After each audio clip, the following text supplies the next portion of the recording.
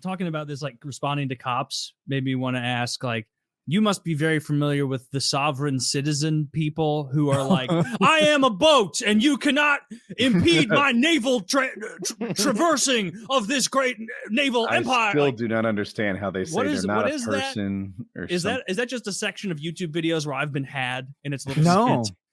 No, these people are very real. And you know, a lot of cops perceive them as extremely dangerous. And the problem with it, and I hate siding with the state on something like that, but they really are. I mean, they can be quite dangerous because they do not recognize any authority over them. I mean, they say that they live under the Articles of Confederation because the Constitution wasn't properly ratified at the time or something like that. So they're free citizens who live under the Articles. They're just travelers on the land. They're never driving, right? They're always just navigating their land boat or something. These people rock. You should have a more boat-looking car.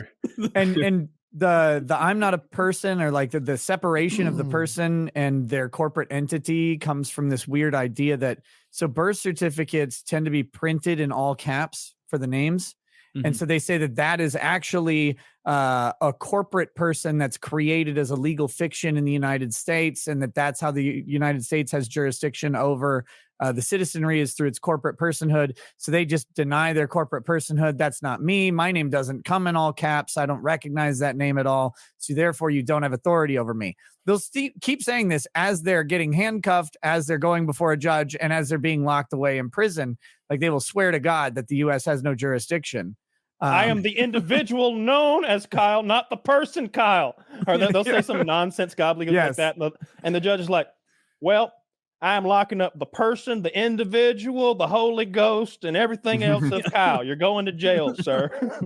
And if you would you could go ahead and write a letter to the corporation from jail and get them to trade places with you, and that would be just fine. Yeah. You know, but that's a real thing. And the most recent, like, really prominent instance of that was Daryl Brooks, the Waukesha parade driver who ran over the kid and the old ladies and stuff like that. Yeah. He was a brand of sovereign citizen that made some of those arguments in court. I would like to proceed in this matter in pro per, not pro se. So you're going to have to tell me what you think that means. It is me exercising my right to defend myself, to represent myself as a sovereign citizen. So essentially, this matter today would be me appearing by special appearance.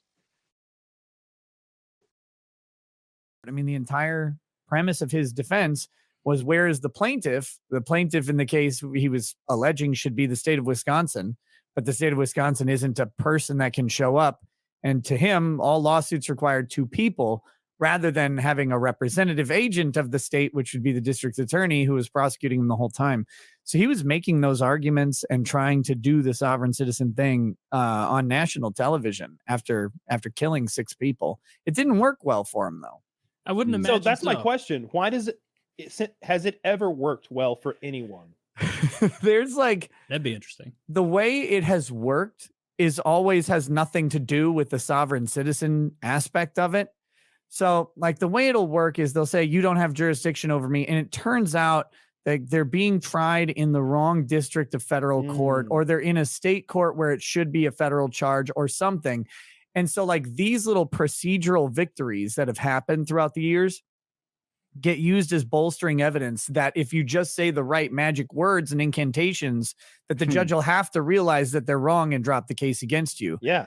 But it's never practically worked, right? With we're talking where there's a real crime, felony level, and someone's like, no, you just don't have the authority over me. The plaintiff isn't present. And you can't present him. The judge you know what? Shoot, I never thought of that.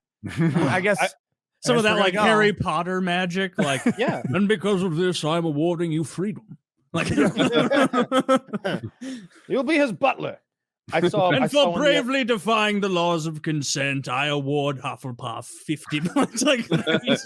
Police Activity is one of the best YouTube channels out there, and I watched one the other day. One of these sovereign citizens was getting pulled over, and he had a rap sheet, like something was going on. Maybe he was on a suspended license or no insurance. It was like multiple things. It's like, hey, you're coming with us kind of situation, or at least you're not going any further, and you're coming out of the car. And he's like, nope, I'm a fucking sea captain. I'm the admiral of the 5th Fleet of fucking horse shit. And I'm you didn't aboard to get to me, mate. And so he fucking set sail up I-9 and they got his ass and beat the shit out of him.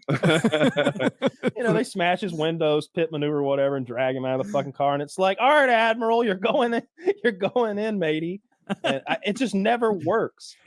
But they seem so adamant about it that I can only imagine that maybe in some little town somewhere they spoke fast enough and talked about the 5th Fleet enough that somebody was like, man, I'm not taking you to the jail. You're going to be more trouble than you're worth, and just let them continue sailing down the road. Yeah, like it must have worked sometime. They have the confidence of the Black Israelites, who are out there just like not a shred of doubt. They're like, I am the and you are not. And they're like, not a shred of doubt. They know in their minds, they know that they're, I guess, both sides of the Egyptian slave thing.